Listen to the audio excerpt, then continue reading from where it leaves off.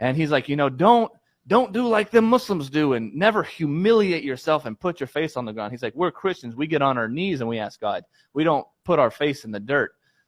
And that was a couple weeks before. And so that day when I had finally just, gave up, and I was like, you know what, God, I don't know what the truth is. I've been looking in the Hindu scriptures. I've been looking in Christianity throughout all these sects and all this other stuff. I was like, I can't find it.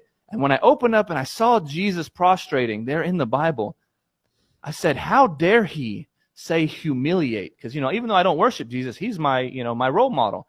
And he said humiliate. I would understand if he said humble yourself, but he said humiliate. And so I had this like feeling of kind of rebellion, like, not to Jesus or to God, but to the pastor. I said, how dare you? So I was like, you know what? I'm going to do what Jesus did. I'm going to put my head on the ground and I'm going to ask God to guide me. And so I did. And when it happened, everything was clear. I can't explain it to you, Eddie, except that there was no doubt in my mind that God was one. It was kind of like I had what we call yaqeen. I had certainty.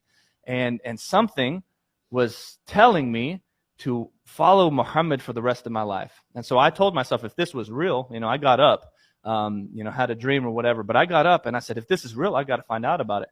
So I actually had a Quran on my shelf because I had a big library in my house and with books from all over, but it was just sitting there collecting dust because I like to be, I like to look at myself as someone who was, really intelligent. I had all these books and stuff. And I was like, you know what?